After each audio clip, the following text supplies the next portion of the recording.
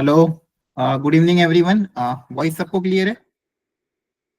Yes sir. Okay okay, चलिए start करते हैं। काफी इंपॉर्टेंट टॉपिक, स्कोरिंग टॉपिक। और थोड़ा अगर 3D की बात करें तो 3D थोड़ा इजी एंड स्कोरिंग है।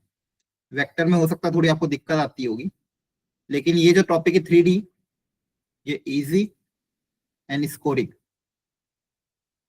एक क्वेश्चन तो फिक्स है ही से इसका, हो सकता है कभी कभी 2 क्वेश्चन भी आ जाए, लेकिन मिनिमम एक क्वेश्चन फिक्स है। और जब से सिलेबस डिलीट हुआ है, जनरली एक ही जगह ज्यादातर क्वेश्चन एक ही वेराइटी के आ रहे हैं। तो आपके लिए बहुत बहुत बहुत अच्छा बोनस चैप्टर है कि अगर इससे क्वेश्चन आता है और वो इजी मीडियम लेवल का है तो जरूर करके आना। ज्यादा ही टफ हो, ज्यादा ही अजीब लग रहा हो कि भाई बिल्कुल ही पहले कभी करा ना, तो छोड़ सकते हो।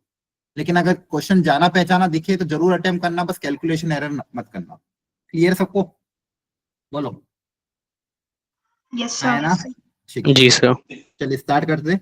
अच्छा, आपको मैंने आपने वर्कशीट देखी होगी, तो उसमें मैंने आंसर की और ऑप्शंस हटा रखे थे। उसके पीछे कारण था कि बहुत सी बार क्या होता है कि आप क्वेश्चन करते हो, फिर पीछे आंसर देखते हो, फिर क्वेश्चन करते हो, फिर पीछे आंसर देखते हो, तो वो जो टाइम सेव करना था, दूसरा रीजन था ऑप्शन हटाने का, कि जनरली आप लोग न्यूमेरिकल क्वेश्चंस में कॉन्फिडेंट फील नहीं करते। बहुत सी बार दिमाग में ये रहता है कहीं गलत ना हो जाए, राइट? बहुत सी बार न्यूमेरिकल क्वेश्चन ज्यादातर आप टिक करके नहीं आते हो, अंदर फियर होता थोड़ा सा कि कहीं आंसर मेरा गलत हो जाएगा तो गड़बड़ हो जाएगी। पहले तो क्या है, नेगेटिव मार्किंग नहीं होती थी न्यूमेरिकल में, अब नेगेटिव मार्किंग हुई। इसलिए मैंने ऑप्शन हटा दिए ताकि आप कॉन्फिडेंटली अपना फाइनल आंसर एग्जैक्ट लेके आओ। इससे आपकी प्रैक्टिस बनेगी बिना ऑप्शन के सॉल्व करने की। आगे मैं अगली वर्कशीट्स में ऑप्शंस भी दूंगा और आंसर भी आपके लिए लास्ट में रख दूंगा, कोई दिक्कत नहीं। लेकिन आंसर की रखने का रीजन ये था कि आप लोग थोड़ा सा वहीं पे आपको हाथों हाथ आंसर मिल जाए और आप फास्टली सॉल्व कर पाओ। और ये जितनी भी क्वेश्चंस आपको मिल रहे हैं, खासकर मैथमेटिक्स में, बहुत छांट छांट के एक एक क्वेश्चन को पिकअप किया गया है ताकि कम टाइम में मैक्सिमम आपका प्रैक्टिस हो जाए। जैसे वेक्टर एंड 3D में बहुत सारे पीवाईक्यू थे, लेकिन सारे मिला के सिर्फ 24 पीवाईक्यू आपको दिए, जो कि 1-1.5 घंटे में डुएबल थे। आप सबने अटेम्प्ट करके आए हो कि नहीं? एक एक वन राउंड अटेम्प्ट सबने कर लिया है? ठीक है, वेरी गुड। ये अटेम्प्ट करना बहुत जरूरी है। इट्स ओके अगर आपसे क्वेश्चन कम बनते चलेगा, लेकिन अगर अटेम्प्ट नहीं करोगे तो नहीं सीख पाओगे। ठीक है, और अभी आप आजकल आपको सॉल्यूशन भी वहां पे अपलोड हो रहे हैं। ठीक है, इनके सब कोई क्वेश्चन क्लास में रह जाता है, कोई क्वेश्चन ऐसा है जो नहीं पिकअप हो पाता है, या फिर मान लो रह गया, तो आप सॉल्यूशन को भी रेफर कर सकते हैं। चलिए स्टार्ट करते हैं फटाफट। देखो, सबसे पहला एक बेसिक क्वेश्चन मैंने ये लिया है। मैंने पिछली बार भी जब आपको जनवरी अटेम्प्ट में तैयारी करवाई थी, कहा था ये तरह के क्वेश्चन बहुत बार आते हैं, और जेई के 22 जनवरी को सेकेंड शिफ्ट में क्वेश्चन आ भी गया। Perpendicular distance of a point from a line, इस वेराइटी के क्वेश्चन आते ही है। तो देखो फटाफट मैं इसको तरीका सिखा रहा हूँ। x-1/2 आपके पास लाइन है, दूसरी है y+2/-1 इक्वल टू z+3/2। ये लाइन की इक्वेशन गिवन है। एक पॉइंट गिवन है P, इसका कोऑर्डिनेट 2, -10, -1। अब इस पॉइंट का इस लाइन से परपेंडिकुलर डिस्टेंस निकालना है। तो बताओ क्या तरीका सिखाया था? एनीवन? तो फुट ऑफ परपेंडिकुलर निकालेंगे, फिर उस वेक्टर का मैग्नीट्यूड ले लेंगे। ठीक है, सबसे पहले फुट ऑफ परपेंडिकुलर निकालेंगे। सबसे पहले क्या निकाल लो? Foot of perpendicular. जैसे ये पॉइंट क्यू आ जाएगा, आप P Q distance formula apply करके डिस्टेंस निकाल सकते हैं। अब फुट ऑफ परपेंडिकुलर निकालने के लिए भी तरीका सिखाया, राइट? ये बहुत इंपॉर्टेंट कॉन्सेप्ट था, फुट ऑफ परपेंडिकुलर। तो फुट ऑफ परपेंडिकुलर क्वेश्चन में पहले एक करा रहा हूँ, ध्यान सुनना जिसको भी नहीं आता है। फुट ऑफ परपेंडिकुलर निकालने के लिए सबसे पहले पॉइंट क्यू लाइन पे अज्यूम करेंगे। लाइन पे पॉइंट अज्यूम करने का तरीका आपको सिखा रखा है, इसको लैम्डा से इक्वेट कर दो, एक एक करके एक्स वाई जेड निकालो। सबसे पहले इस पूरी वैल्यू को लैम्डा के बराबर करोगे तो x-1/2 इक्वल टू लैम्डा, तो यहाँ से x की वैल्यू कितनी आ जाएगी? 2 लैम्डा प्लस 1। तो किसी भी लाइन पे कभी भी कोई पॉइंट अज्यूम करना हो तो हमेशा लैम्डा के टर्म्स में करते हैं। तो यहाँ से x कोऑर्डिनेट आ जाएगा 2 लैम्डा प्लस 1। इसी तरह से इस y कोऑर्डिनेट को लैम्डा से इक्वेट करोगे तो y कोऑर्डिनेट आ जाएगा -λ -2 और z कोऑर्डिनेट आ जाएगा 2 लैम्डा -3। तो पॉइंट क्यू आ गया। अब कैसे भी करके ये लैम्डा निकालना है। अगर ये लैम्डा आ गया तो मेरे पास ये पॉइंट क्यू का कोऑर्डिनेट आ जाएगा। अब मुझे बताओ लैम्डा निकालने के लिए क्या कंडीशन अप्लाई करेंगे? वेक्टर फॉर्मूला लगाएंगे, वेक्टर निकालेंगे और डॉट प्रोडक्ट कर देंगे पैरेलल वेक्टर बी से। Very good. ये जो वेक्टर है पीक्यू वेक्टर, मुझे पता है अगर परपेंडिकुलर निकाल रहा हूं तो ये वेक्टर जो है इस लाइन के परपेंडिकुलर है, तो ये जो वेक्टर होगा पीक्यू वेक्टर, और इस लाइन का जो पैरेलल वेक्टर है बी वेक्टर, उन दोनों के बीच में आपस में एंगल 90 डिग्री होगा। तो मैं ये बोल सकता हूँ कि PQ vector is perpendicular to the parallel vector of the line. और दो वेक्टर जब भी Yes, sir. परपेंडिकुलर होते हैं हमेशा दिमाग में एक चीज आ जाती है कि दो वेक्टर अगर परपेंडिकुलर है तो उनके डॉट प्रोडक्ट आपस में 0 हो जाएंगे। तो आप क्या कर दोगे, PQ dot b equal to 0। अच्छा, लाइन की इक्वेशन गिवन है, लाइन की इक्वेशन से हम पैरेलल वेक्टर निकाल सकते हैं, हमने सीखा हुआ है। ये जो भी नीचे कोएफिशिएंट रहते हैं, अगर x, हाँ, प्रोवाइडेड XYZ के कोएफिशिएंट अगर +1 है, XYZ के कोएफिशिएंट, ध्यान रखना जल्दबाजी में डायरेक्ट नीचे का मत ले लेना, सबसे पहले चेक करना स्टैंडर्ड फॉर्मेट में है या नहीं है। अगर लाइन स्टैंडर्ड फॉर्मेट में है मतलब XYZ का कोएफिशिएंट +1 है, तो जो भी डिनोमिनेटर में आपका पैरेलल वेक्टर है, यहाँ से पैरेलल वेक्टर आप लिख सकते हो क्या, 2i cap minus 1j cap plus 2k cap, या आपका parallel vector B vector, line का पैरेलल वेक्टर। और लाइन के ऊपर पॉइंट कौन सा होता है, ये जो x minus x1 y minus y2 z minus z2, तो पॉइंट हो जाएगा आपका 1, -2, -3। खैर इसकी जरूरत नहीं, लेकिन पॉइंट भी पता होना चाहिए कैसे निकालते हैं। अब PQ वेक्टर कैसे निकालें, Q minus P। PQ vector निकालने का तरीका क्या होता है, Q vector minus P vector. Q vector already दिया हुआ है, Q माइनस P, तो ये हो जाएगा 2 लैम्डा प्लस 1 -2 i कैप, फिर हो जाएगा -2 minus lambda -2 minus plus j cap 10 j cap, और ये हो जाएगा 2 लैम्डा -3 -1 k कैप। ये आपके पास PQ वेक्टर आ जाएगा, ये पूरा के पूरा वेक्टर लैम्डा के टर्म्स में। अब इसका इस B के साथ डॉट प्रोडक्ट हम 0 कर देंगे, और हमें पता है डॉट प्रोडक्ट कैसे करते हैं, A1 A2 plus B1 B2 plus C1 C2। ये सॉल्व करने पे आपके पास लैम्डा की वैल्यू आ जाएगी। ये लैम्डा की वैल्यू अब यहाँ पे रखोगे मतलब पॉइंट Q आ गया, पॉइंट Q का कोऑर्डिनेट आ गया। P पता है, Q पता है, फिर दोनों के बीच में डिस्टेंस फार्मूला अप्लाई कर देंगे। डिस्टेंस फार्मूला क्या है, under root of x2 minus x1 का whole square plus y2 minus y1 का whole square plus z2 minus z1 का होल स्क्वायर। ये सबको समझ में आया? इसमें किसी भी स्टेप में कोई डाउट हो तो अभी क्लियर कर लो, सेम वैरायटी के क्वेश्चन और आगे आएंगे। फिर एनीवन, आपको कोई स्टेप समझ में नहीं आई हो तो जल्दी पूछो। क्या ये समझ में आया? हाँ या ना, जल्दी बताओ। Yes, sir. क्लियर है? कोई किसी को भी कोई स्टेप में डाउट हो तो प्लीज क्लियर कर लो। ठीक है, ये देखो सेम वैरायटी है, प्रैक्टिस आपको करनी है और फाइनल आंसर एग्जैक्टली मैच करना है। इसलिए प्रैक्टिस अच्छे से करना और देखना आंसर मैच कर रहा है कि नहीं कर रहा है। तो कभी भी परपेंडिकुलर डिस्टेंस पूछे तो फुट ऑफ परपेंडिकुलर निकालने का ये तरीका होता है। वापिस समझा रहा हूँ, वापिस सुन लो। Q अज्यूम करो, PQ dot b equal to 0 से लैम्डा निकल जाएगा, लैम्डा आ जाएगा तो Q आ जाएगा। Q पता है मतलब फुट ऑफ परपेंडिकुलर पता है। एक वेरायटी है। इसी वेरायटी से रिलेटेड एक क्वेश्चन और आया था, इमेज ऑफ द पॉइंट। ये भी 28 जनवरी को आया था, और ये सारे क्वेश्चन रिपीट हो रहे हैं जेईई मेंस में। जनवरी अटेम्प्ट में मैंने बोला था कि इमेज के वाले क्वेश्चन आपको आएंगे, और इस बार आया भी था। तो जिस बच्चे की भी शिफ्ट में आया था उसको ये क्वेश्चन, ऐसे क्वेश्चन गलत नहीं करना है। अगेन आपको एक पॉइंट दिया, मान लो P 4,4,3, लाइन की इक्वेशन आपको दे दी गई है, तो मुझे बताओ इमेज निकालने का तरीका क्या सिखाया था? सर वो फॉर्मूला अप्लाई होगा पूरा। नहीं, बिना फॉर्मूला के। अगर फॉर्मूला भूल जाते बहुत सी बार, बिना फॉर्मूला के क्या तरीका सिखाया? एनीवन जल्दी से बताओ। सर एक पॉइंट अज्यूम कर लेते हैं पहले। Very good. सबसे पहले फुट ऑफ परपेंडिकुलर निकालो। सबसे पहले क्या है, अगेन सेम स्टेप, क्या निकाल लो, फुट ऑफ परपेंडिकुलर। देखो फॉर्मूला बहुत सी बार दिमाग से निकल जाएगा, प्लस माइनस की मिस्टेक करिए आंसर गलत आ जाएगा। सबसे पहले क्या निकालो, फुट ऑफ परपेंडिकुलर।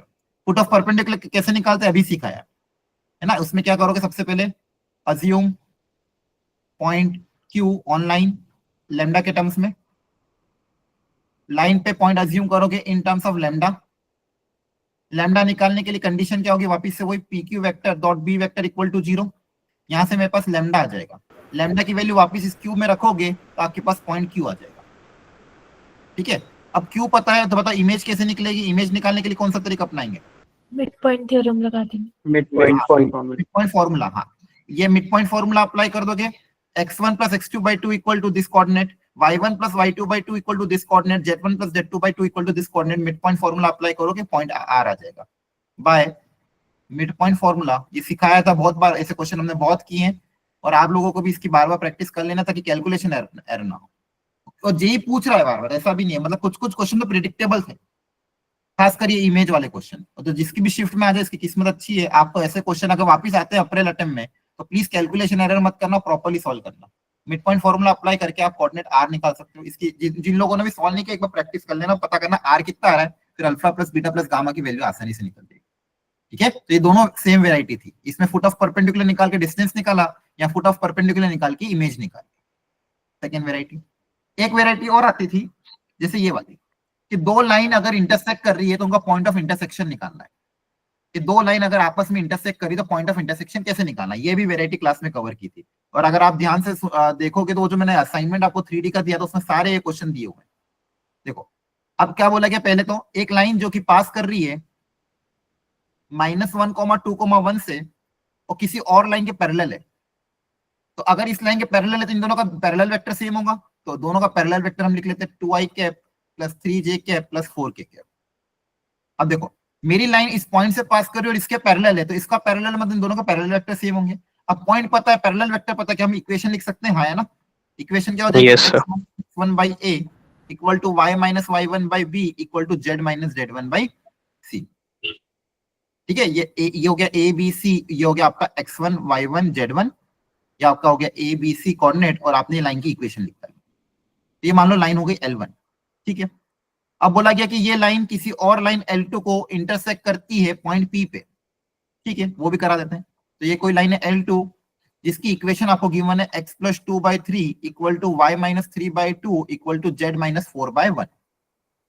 ये दोनों लाइन आपस में पॉइंट P पे इंटरसेक्ट करती है, ये दोनों लाइन आपस में पॉइंट P पे इंटरसेक्ट करती है, आपको P का कोऑर्डिनेट निकालना है।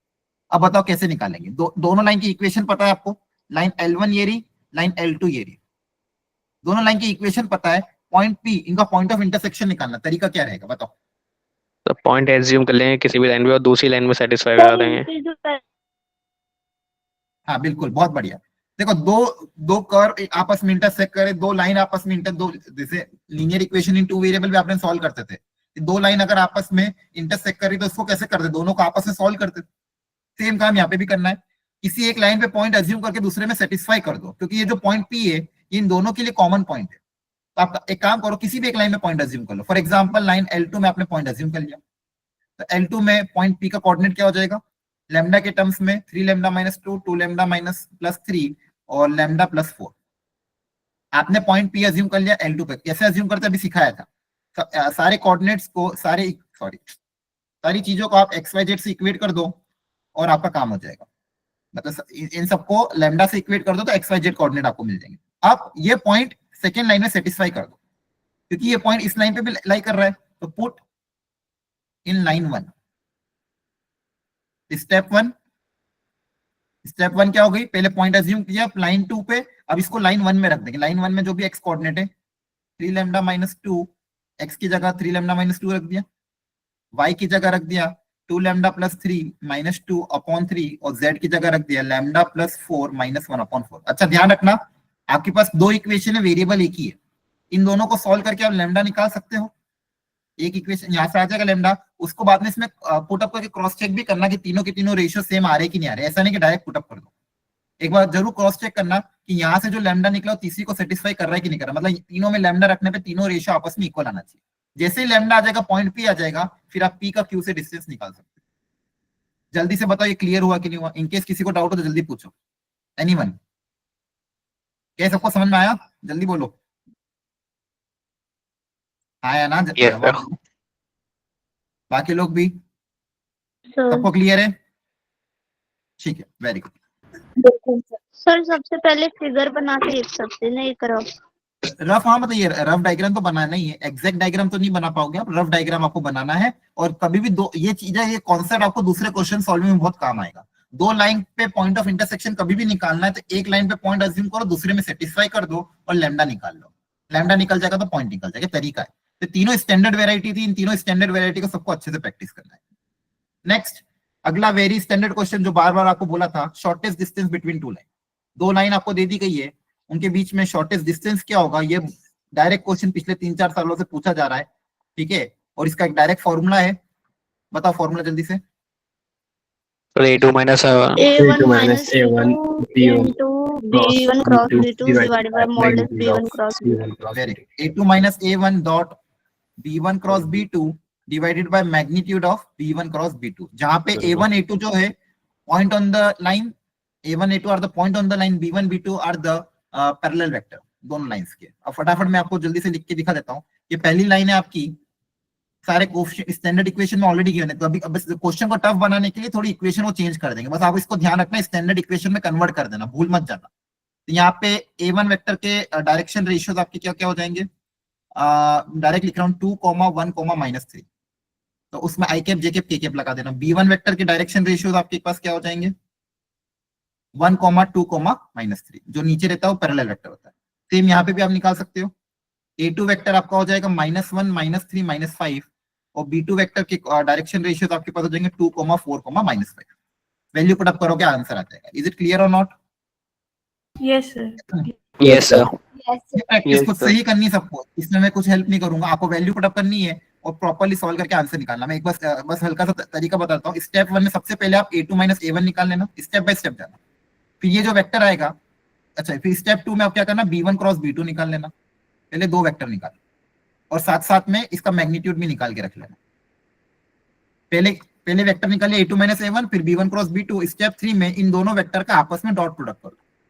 जो स्टेप 1 में जो वेक्टर निकला है उस वेक्टर का स्टेप 2 वाले वेक्टर के साथ डॉट प्रोडक्ट कर दो।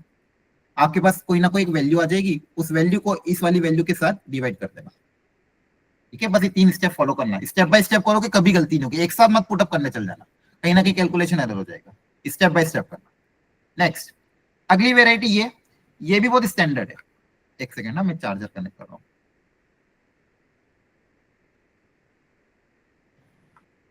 अब देखो यहाँ पे भी क्या किया गया है, क्या बोला गया है कि आपको डिस्टेंस निकालना है, लेकिन डिस्टेंस कौन सा निकालना है, किसी और वेक्टर के अलावा। तो ये भी बहुत आसान है, अगर डायग्राम बना के करोगे तो बहुत आसानी से हो जाएगा। डायग्राम सबको जरूर बनाना है। एक लाइन गिवन है जिसकी इक्वेशन है x + 1/3। सर हाँ इसमें डायरेक्शन का क्या मतलब है, वो पैरेलल है? हाँ मैं समझा रहा हूँ, एक मिनट सुनो। y + 3/5 = z + 5/7। ठीक है, आपको एक लाइन गिवन है और बोला गया है कि इस लाइन का एक पॉइंट से डिस्टेंस निकालना है, लेकिन इस बार डिस्टेंस परपेंडिकुलर डिस्टेंस नहीं निकालना। परपेंडिकुलर डिस्टेंस पूछा होता तो आप लोग क्या कर सकते थे, फुट ऑफ परपेंडिकुलर निकाल के कर लेते थे। इस बार क्या बोला गया है, एक पॉइंट P गिवन है 15/7, 32/7 और 7। इस पॉइंट P का इस लाइन से डिस्टेंस निकालना है, लेकिन किसी और वेक्टर के अलोंग द वेक्टर। कोई एक वेक्टर है i cap + 4j cap + 7k cap. इस वेक्टर के अलोंग डायरेक्शन निकालना है, मतलब इस वेक्टर के पैरेलल। ठीक है, तो ये डिस्टेंस निकालना है PQ। तो आप मुझे बताओ क्या तरीका सिखाया गया था, बताओ जल्दी से। आपको एक पॉइंट Q निकालना है, Q कैसे निकालोगे, ये भी क्लास में कराया हुआ है क्वेश्चन। तो इंटरसेक्शन लेंगे क्या सर? हाँ, लेकिन इंटरसेक्शन किसका? सर ये लाइन लिख देंगे, दूसरे जो P पॉइंट गिवन है और ये जो वेक्टर गिवन है उससे लाइन लिख लेंगे एक, सबसे उससे पहले इंटरसेक्शन। आपको पॉइंट P पता है जहां से आपको डिस्टेंस निकालना है, और इस लाइन के पैरेलल वेक्टर पता है। आपको क्या बोला गया है, distance of the point from the line in the direction of this vector. इस वेक्टर के डायरेक्शन में, मतलब इस वेक्टर के पैरेलल डायरेक्शन में आपको डिस्टेंस निकालना है। ये डिस्टेंस निकालना, परपेंडिकुलर डिस्टेंस नहीं निकालना है, इस वेक्टर के पैरेलल डायरेक्शन में। स्टेप 1 आपका क्या रहेगा, right the equation of line PQ। Right the equation of line PQ। अभी आपको सिखाया रखा है कि पॉइंट पता है, पैरेलल वेक्टर पता है, लाइन की इक्वेशन हम लिख सकते हैं, है ना। और आपके पास अब 2 लाइन है, अब 2 लाइन का क्या निकालना है, पॉइंट ऑफ इंटरसेक्शन, जो कि अभी पिछले क्वेश्चन में हमने किया। 2 लाइन का पॉइंट ऑफ इंटरसेक्शन कैसे निकालते हैं वो भी सिखाया था अभी, कि एक लाइन पे पॉइंट अज्यूम कर लो, दूसरे में सेटिस्फाई कर दो। देन स्टेप 2 में क्या करोगे, देन फाइंड, इसको मान लो लाइन L1 बोल दो और ये मान लो लाइन L2 है। Then find point of intersection, सबसे आसान सबसे best method of L1 and L2। क्या सबको क्लियर है, क्या आप कर लोगे अब सॉल्व इसको, हाँ है ना? Yes sir. जल्दी बताओ। Yes sir. हम सब करते रहो ताकि मुझे पता चल जाए, हम जल्दी जल्दी आगे बढ़े। 3 वेक्टर्स के भी बहुत अच्छे अच्छे क्वेश्चन हमको करने हैं। ठीक है, okay, very good. Next variety, ये अच्छा क्वेश्चन था थोड़ा। 2 लाइन गिवन थी L1 L2, then which of the following point lies on the shortest distance between L1 and L2। इसको करने के थोड़े अलग अलग तरीके होते हैं। ठीक है, एक आसान तरीका भी मैं सीखूंगा, आप लोगों ने से भी किसी ने सॉल्व किया तो वो भी बता सकते। सबसे पहले मैं डायग्राम बना रहा हूँ, पहले क्वेश्चन पढ़ लो बस सब लोग। एक लाइन गिवन है L1 जिसकी इक्वेशन मुझे पता है, एक और लाइन गिवन है L2 जिसकी भी इक्वेशन हमको गिवन है। अब बोला गया है कि इसके बीच में जो शॉर्टेस्ट डिस्टेंस होगा, शॉर्टेस्ट डिस्टेंस हम निकालेंगे तो किसी न किसी के अलोंग होगा। शॉर्टेस्ट डिस्टेंस हमेशा कैसा होता है, परपेंडिकुलर होता है, मतलब वो जो डिस्टेंस आएगा वो किसके अलोंग आएगा, जो दोनों लाइन से परपेंडिकुलर। तो मान लो आपका शॉर्टेस्ट डिस्टेंस यहाँ पे कहीं आ रहा है, इसके अलॉन्ग आ रहा है, इस सच दैट कि वो दोनों से क्या होता है, परपेंडिकुलर होता है। ये आपका शॉर्टेस्ट डिस्टेंस है दोनों लाइन के बीच में। तो शॉर्टेस्ट डिस्टेंस से जो पास होने वाली लाइन है, उस लाइन पे इनमें से कौन सा पॉइंट लाई करेगा ये पूछा गया है। शॉर्टेस्ट डिस्टेंस से पास होने वाली जो लाइन है, उस लाइन पे कौन सा पॉइंट लाई करेगा ये पूछा गया है। क्या क्वेश्चन समझ में आया आपको? बोलो। Yes sir. हाँ, Yes, अब sir. बताओ किसी ने किया हो कोई तरीका, फिर मैं सिखाता हूँ। एनीवन, आप में से किसी ने अगर इसको सॉल्व किया, आंसर मैच किया हो? हाँ बताओ। सर करा तो नहीं लेकिन सोचा है सर। दोनों का जनरल हाँ, पॉइंट लिख लेंगे, फिर एक हाँ, वेक्टर फिर बना लेंगे उन दोनों से, फिर उन दोनों का डॉट कर देंगे किसके साथ, एक दूसरे वाले के साथ, वहां से इक्वेशन आ जाएंगी। किसके साथ डॉट करोगे? L1 के साथ भी दोनों के परपेंडिकुलर होगी ना वो वेक्टर। तो हाँ, मतलब B1 B2 बोल रहे हो क्या? सर मैं बोला दोनों का जनरल पॉइंट ले लेंगे पहले, कुछ हाँ, लैम्डा हाँ, और टी मान करके दो वेरिएबल में, फिर वहां से हाँ, हाँ, वेक्टर लिख लेंगे वो उन दोनों का। हम्म, तो हमारे पास दो वेरिएबल है लैम्डा और टी में, तो उस हाँ, हाँ, वेक्टर में, बिल्कुल, और फिर हाँ, उसका हाँ, डॉट कर देंगे L1 के साथ भी और L2 के साथ भी। हाँ, मतलब डॉट प्रोडक्ट आप लाइन के साथ करो, मतलब उनके पैरेलल वेक्टर के साथ करोगे ना, ये कहने अरे का? उनके पैरेलल वेक्टर साथ करेंगे सर। हाँ, बस बस वो एग्जैक्ट बोलना। ठीक है, हाँ अमन बोलो।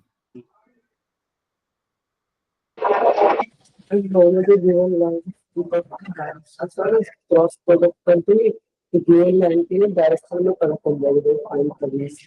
और दोनों के आपकी टर्मिनल पॉइंट हाँ, जो दिया आवाज थोड़ी क्लियर नहीं आ रही है अमन, एक बार वापस से आप बोलना, आपकी आवाज बहुत ब्रेक हो रही है, गूंज रही है आवाज, एक्चुअली क्लैरिटी नहीं आ रही, वापस बोलना। सर दोनों लाइन पे जनरल पॉइंट अज्यूम करके पहले वहां से डी असाइन कर देंगे।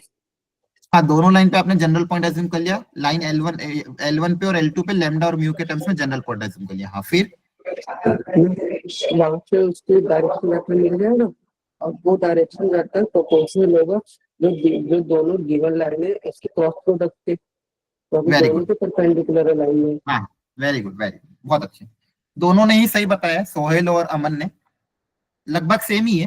ठीक है, अब देखो क्या किया गया है, बहुत अच्छा क्वेश्चन था। सबसे पहले आपको बोला कि लाइन L1 L2 है, इसके परपेंडिकुलर अलोंग जो लाइन होगी उसमें से कौन सा पॉइंट सेटिस्फाई करेगा। तो आपको पहले इस लाइन की इक्वेशन लिखनी पड़ेगी L3 की, या फिर L3 की इक्वेशन लिख लो। L3 की इक्वेशन निकालने के बाद आपको एक एक पॉइंट को सेटिस्फाई कर करके देखना पड़ेगा कौन सा पॉइंट सेटिस्फाई कर रहा है। अब L3 की इक्वेशन निकालने के लिए क्या बोला गया है कि देखो, लाइन L1 की इक्वेशन तो मुझे पता ही है, तो सबसे पहले लाइन L1 पे पॉइंट P अज्यूम कर लेंगे लैम्डा के टर्म्स में। तो कितना हो जाएगा, 2 लैम्डा प्लस 1, 3 लैम्डा प्लस 2 और 4 लैम्डा प्लस 3, ये सबको अज्यूम करना आता है आई थिंक अब। और L2 पे भी एक पॉइंट अज्यूम कर लेंगे Q, किसी और वेरिएबल T या म्यू के टर्म्स, मान लो T के टर्म्स में, तो 3T प्लस 2, 4T प्लस 4 और 5T प्लस 5। तो सबसे पहले हमने ये काम कर लिया। अब अल्टीमेटली मेरा टारगेट क्या है कि कैसे भी करके ये लैम्डा और टी आ जाएगा, तो पॉइंट पी और क्यू आ जाएंगे। पी और क्यू दो, एक लाइन पे अगर दो पॉइंट पता तो उसकी इक्वेशन निकालना भी मुझे आता है। पॉइंट पता है, parallel vector P Q vector assume कर लेंगे। आप लोगों को ऑलरेडी सिखा रखा है, अगर लाइन पे दो पॉइंट पता है आपको पी एंड क्यू, तो आपका पॉइंट तो ये हो जाएगा, और पैरेलल वेक्टर क्या हो जाएगा, पी क्यू वेक्टर। आप लाइन की इक्वेशन लिख सकते हो। अब मेरा टारगेट है कैसे भी करके पी और क्यू निकालना है। अब कॉन्सेप्ट क्या है कि शॉर्टेस्ट डिस्टेंस जब भी हम सोचते हैं शॉर्टेस्ट डिस्टेंस के अलोंग, तो शॉर्टेस्ट डिस्टेंस में क्या होता है कि जो भी मेरा शॉर्टेस्ट डिस्टेंस होता है वो दोनों लाइंस के परपेंडिकुलर होता है ना। शॉर्टेस्ट डिस्टेंस किसके अलोंग होता है, दोनों लाइन के। जैसे मान लो ये स्क्यू लाइन है, तो मेरा जो शॉर्टेस्ट डिस्टेंस होगा वो दोनों लाइंस के परपेंडिकुलर होगा। मतलब ये जो लाइन L3 है, ये L1 के जो पैरेलल वेक्टर है उसके साथ भी परपेंडिकुलर होगी, और L2 के पैरेलल वेक्टर के साथ भी परपेंडिकुलर होगी। तो आपके पास दो मेथड है, इस PQ वेक्टर का B1 के साथ डॉट प्रोडक्ट 0 कर दो, और PQ वेक्टर का B2 के साथ डॉट प्रोडक्ट 0 कर दो। ठीक है, B1 B2 ऑलरेडी आपको पता ही है, B1 भी निकाल सकते हो, B2 भी निकाल सकते हो। यहाँ पे दो इक्वेशन, दो वेरिएबल लैम्डा और टी आ जाएगा। लैम्डा पता है, टी पता है, पॉइंट पी और क्यू आ जाएंगे, पी क्यू पता है, लाइन की इक्वेशन आ जाएगी। थोड़ा लेंदी क्वेश्चन है नो डाउट, ऐसे क्वेश्चन आप स्किप भी कर सकते हो लास्ट के लिए। अगर ऐसे आते हैं ना, आपको लग रहा है कि बहुत लेंदी जाएगा, स्किप कर सकते हो। दूसरा मेथड एक और क्या है जो हमने बताया कि लैम्डा और टी निकालने के लिए दूसरा क्या कर सकते हो, पीक्यू वेक्टर निकाल लो, और जो मेरा पीक्यू वेक्टर होगा B1 B2 दोनों से परपेंडिकुलर है, तो B1 क्रॉस B2 निकाल लो। ठीक है, अब ये दोनों वेक्टर कैसे हो जाएंगे, पैरेलल, तो इनके रेशियो आपस में इक्वेट कर दो। इनके रेशियो आपस में इक्वेट करोगे तो वहां से भी लैम्डा और टी आसानी से आ जाएगा। ठीक है, ये मेथड 1 मेथड 2। अल्टीमेटली लैम्डा और टी निकालना है, तो मेरा जो पीक्यू वेक्टर होगा वो B1 क्रॉस B2 के क्या होगा, पैरेलल, तो इनके आई कैप जे के रेशियो आपस में इक्वेट करेंगे, लैम्डा और टी आ जाएगा। लैम्डा और टी आ जाएगा मतलब पी और क्यू आ जाएगा, उससे लाइन की इक्वेशन आ जाएगी। और लाइन की इक्वेशन निकालने के बाद फिर आपको चेक करना है कि कौन सा पॉइंट इस पे लाई करेगा, तो आपको एक एक पॉइंट सेटिस्फाई कर करके देखना पड़ेगा, लेंदी जाएगा कैलकुलेशन, 5 मिनट कम से कम लगेंगे इस क्वेश्चन में। पर आपको मेथड समझ में आया सबको? बताओ यस सर। एवरीवन, सबको क्लैरिटी है? ठीक है, सर एक बार दोबारा बता दो। हाँ वापिस बता देता हूं। सबसे पहले तो क्या बोला गया था कि आपको एक लाइन L3 निकालनी जो कि इन दोनों से परपेंडिकुलर डिस्टेंस के अलॉन्ग है, और उस पे कौन सा पॉइंट सेटिस्फाई करेगा ये निकालना है। तो मुझे पता है जो मेरी लाइन L3 होगी वो दोनों लाइंस के परपेंडिकुलर होगी, तो लाइन L3 निकालने के लिए मुझे लाइन पे 2 पॉइंट चाहिए थे या फिर पैरेलल वेक्टर चाहिए था। तो आपने सबसे पहले क्या करा, लाइन L1 पे पॉइंट P अज्यूम किया लैम्डा के टर्म्स में, लाइन L1 की इक्वेशन गिवन है। फिर लाइन L2 पे पॉइंट P Q अज्यूम किया T के टर्म्स में, क्योंकि लाइन L2 की भी इक्वेशन गिवन है। अब ये जो PQ वेक्टर होगा ये दोनों से परपेंडिकुलर है, तो PQ का B1 के साथ डॉट प्रोडक्ट और PQ का B2 के साथ डॉट प्रोडक्ट क्या जीरो होगा कि नहीं होगा? है ना। तो यहां से आपके पास लैम्डा और टी में 2 इक्वेशन आ जाएगी, उन 2 इक्वेशन को सॉल्व करके आप लैम्डा और टी निकाल सकते हो। और लैम्डा और टी निकालने का दूसरा कि जो PQ वेक्टर है इस परपेंडिकुलर टू B1 B2, तो PQ vector B1 cross B2 के पैरेलल भी होगा, तो B1 क्रॉस B2 के साथ रेशियो भी इक्वेट करके आप लैम्डा और म्यू निकाल सकते हो। 2 तरीके हैं लैम्डा और म्यू निकालने। यहाँ से PQ वेक्टर कैसे निकलेगा, Q माइनस P और B1 क्रॉस B2, फिर इनके आई कैप जे कैप और के कैप के रेशियो को आपस में इक्वेट करोगे तो लैम्डा और टी आ जाएगा। लैम्डा और टी आ जाएगा, मतलब लैम्डा और टी से आपने क्या निकाला, बेसिकली पॉइंट P और पॉइंट Q निकाल लिया। Point P and point Q के कोऑर्डिनेट्स आपके पास आ गए, लैम्डा आ गया और T आ गया, मतलब पॉइंट P और पॉइंट Q के कोऑर्डिनेट्स आ गए। अब एक लाइन पे अगर 2 पॉइंट पता है तो क्या उसकी इक्वेशन हम निकाल सकते हैं? है ना। इक्वेशन निकालने के बाद आप एक ही पॉइंट को रख रख के देखना और देखना कौन सा पॉइंट उसमें सेटिस्फाई कर रहा है। आप समझ में आया? बोलो। Yes sir. Okay, very good.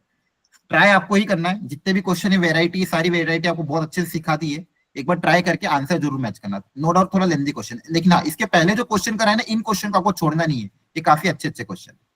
Okay, next variety, again ये भी स्टैंडर्ड क्लास में लिया हुआ क्वेश्चन है। अगर आपको क्वाड्रिलेटरल के 4 पॉइंट पता है, उसका एरिया निकालने का फॉर्मूला जल्दी बता दो। ABCD मान लो क्वाड्रिलेटरल है, half D1 cross half D2. D1 cross D2। Half Very good. D1 cross D2। Very good. इस फॉर्मूले को सब लोग रट लेना। Area of quadrilateral, area of quadrilateral is half magnitude of D1 cross D2, जहां पे D1 D2 क्या है, D1 D2 are the diagonal. Diagonals. Very good. तो एक डायगोनल है मान लो D1 AC vector. AC vector निकालने का तरीका क्या होता है, C माइनस A। C पता है, A पता, दोनों के कोऑर्डिनेट को सब्सट्रैक्ट कर दोगे D1 वेक्टर आ जाएगा। दूसरा डायगोनल है आपका मान लो D2 vector, that is BD vector, तो D2 भी निकल जाएगा, D माइनस B। दोनों वेक्टर का क्रॉस प्रोडक्ट करके मैग्नीट्यूड निकाल लेना, उसको 2 से डिवाइड करोगे तो एरिया आ जाएगा। डायरेक्ट स्टैंडर्ड क्वेश्चन है, प्लीज ट्राई कर लेना, कैलकुलेशन करके फाइनल आंसर एग्जैक्ट आना चाहिए। इसका सॉल्यूशन भी दिया हुआ है, कहीं कैलकुलेशन में एरर हो तो देख लेना, ठीक है। ये डायरेक्ट फॉर्मूला बेस्ड क्वेश्चन था, इनकेस अगर आता है वापस से तो ध्यान रखना, एरिया ऑफ क्वाड्रिलेटरल का formula half magnitude of D1 cross D2।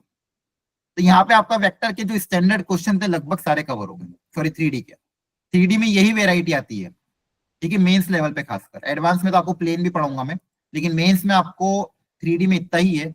इनकी भी प्रैक्टिस अगर आपने अच्छे से कर लिया आपका काम हो जाएगा। और 3D से अगर कोई क्वेश्चन आता है तो छोड़ना नहीं है, कोशिश करना इसको सही करके 4 नंबर लेके आना, क्योंकि मैथ्स में तो गिन चुन के 5-6 क्वेश्चन भी कर लिए तो अपना बहुत अच्छा हो जाएगा। उसमें 3D जैसा चैप्टर नहीं छोड़ना है कभी। अब जो नेक्स्ट जो चैप्टर है वेक्टर, अब वेक्टर के क्वेश्चन थोड़े से टफ दिखते हैं। आधा घंटा हो गया, चलो बढ़िया, अब 1 घंटे में आसानी से हम वेक्टर कर लेंगे। अब वेक्टर के क्वेश्चन थोड़े दिखने में अजीब दिखते हैं, कभी कभी क्वेश्चन बहुत टफ भी आ जाएगा, कभी कभी क्वेश्चन थोड़ा इजी भी आ जाएगा, कभी मीडियम लेवल का भी आ जाएगा। क्वेश्चन दिखने में अजीब दिखेंगे, उसमें आपको पेशेंस बनाना रखना पड़ेगा। इस वेक्टर का एक ही है, वेराइटी लगभग ठीक है, कभी कभी रिपीट हो जाती है बहुत सी बार, कभी कभी बहुत नया आ जाता है, लेकिन जो वेराइटी अगर रिपीट हो रही है तो उसमें पेशेंसली उसको सॉल्व करना, ढंग से गिवन डेटा उतारना है और कैसे आपस में उनको रिलेट करना, बस यही काम है वेक्टर। आज हम क्वेश्चंस भी ट्राई करेंगे तो आपको क्लैरिटी आएगी। हाँ, इसके क्वेश्चन को देख के डरना नहीं है, मैक्सिमम केसेस में यही होता है, क्वेश्चन दिखने में इतने अजीब दिखते हैं कि क्वेश्चन को देख के बच्चा छोड़ देता है। आपको एक अटेम्प्ट कम से कम 30 सेकंड जरूर देना हर क्वेश्चन को। आपको लग रहा है कि फिर नहीं बन पाएगा तो छोड़ देना। चलिए एक एक करके कुछ क्वेश्चन को हम ट्राई करते हैं। हाँ बोलो, हाँ बोलो बोलो जल्दी से।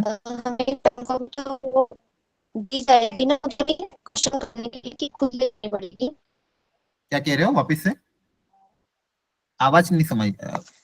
जब जे मेंस का पेपर देंगे हाँ हाँ तो वहाँ हम ये क्वेश्चन सॉल्व करने के लिए कि खुद ले जाने? ये क्वेश्चन सॉल्व करने के लिए कोई किसी को सुनाई दिया हो तो वापस एक बार कॉपी रिपीट करिए। हाँ हाँ, आपको रफ शीट दी जाएगी वहां पे, बहुत सारी रफ शीट, एक नोटपैड दिया जाएगा, पेन, मतलब उस पर आप सॉल्व करोगे।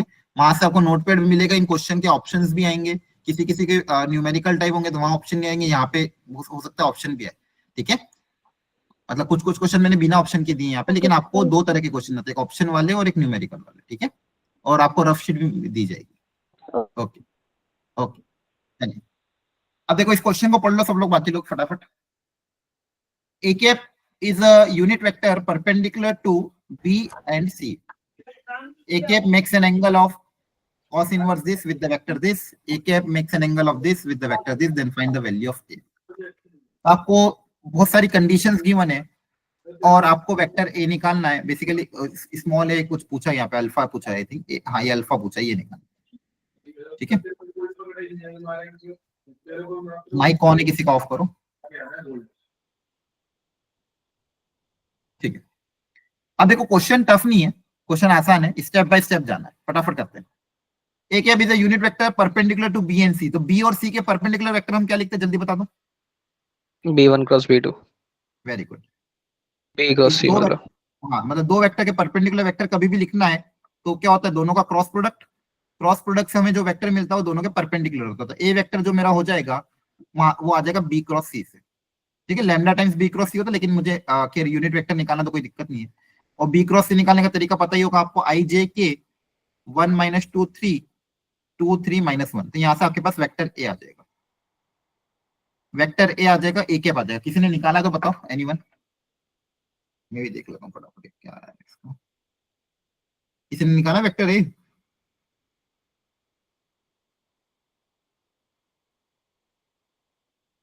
कॉपी में सॉल्व किया था घर पे?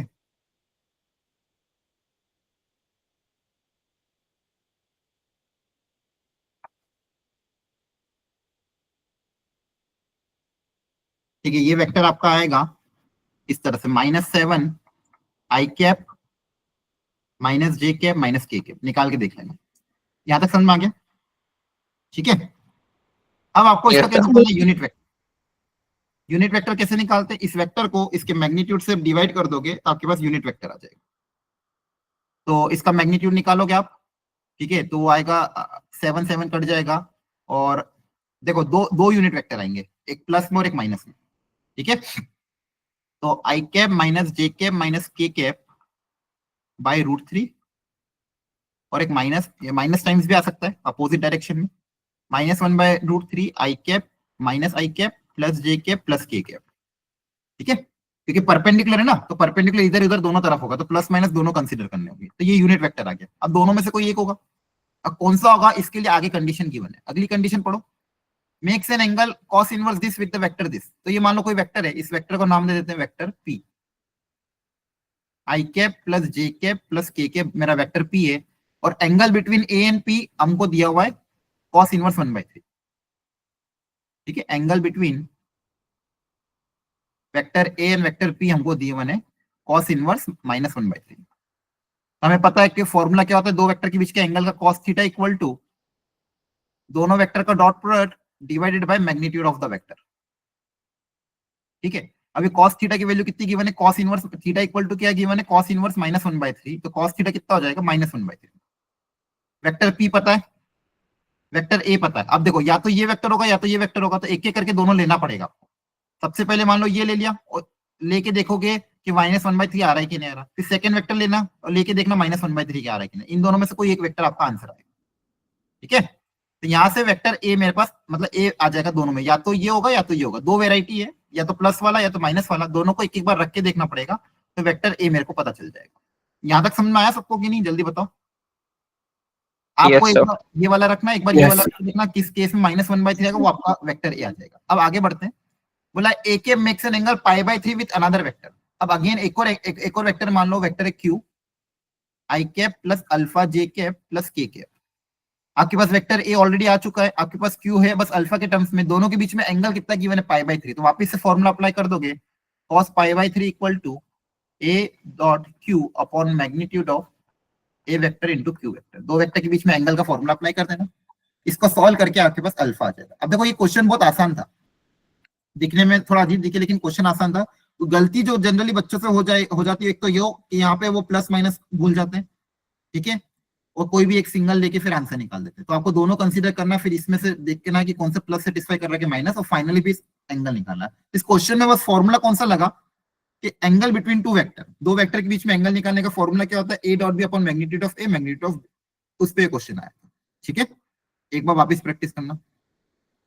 अगला क्वेश्चन, ए पता है, बी पता है, सी बोला गया और प्रोजेक्शन पूछा। प्रोजेक्शन बहुत स्टैंडर्ड रहता है। सबसे पहले मैं फॉर्मूला बता देता हूं आपको। Projection of A vector on B vector, A का बी पे प्रोजेक्शन का फॉर्मूला क्या होता है, बताओ जल्दी से। A dot B can A dot B upon magnitude of B.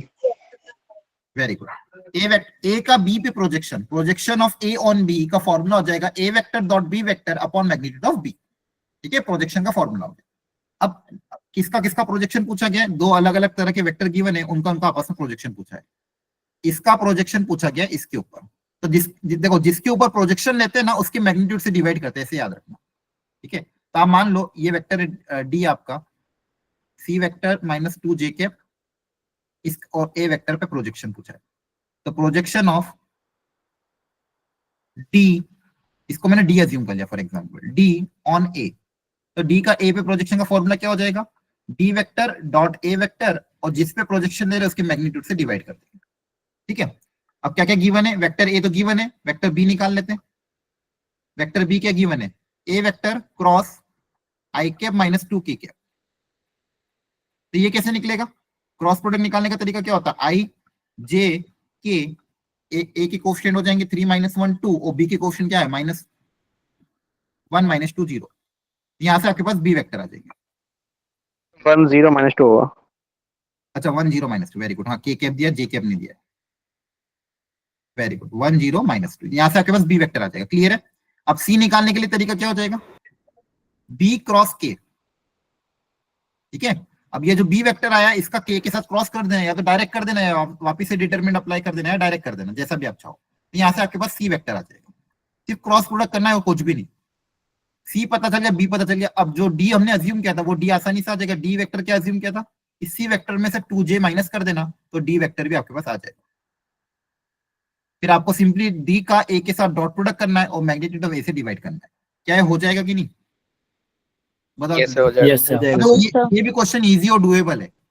कहीं ना कहीं इजी क्वेश्चन आएंगे, हो सकता है वो वेक्टर से आ जाए। अब वेक्टर से हो सकता है ऐसा नहीं कि हर बार इजी है, हो सकता है टफ भी आ जाए। ये आपको जज करना है, अगर इजी आया तो करना है, टफ आया तो छोड़ के आगे बढ़ जाना बिना डरे, ठीक है। लेकिन हाँ, क्वेश्चन को पहले ढंग से देखना है, एटलीस्ट गिवन डेटा ढंग से उतारो, फिर जज करो इजी है टफ। डायरेक्टली देख के मत जज कर दे, ओके।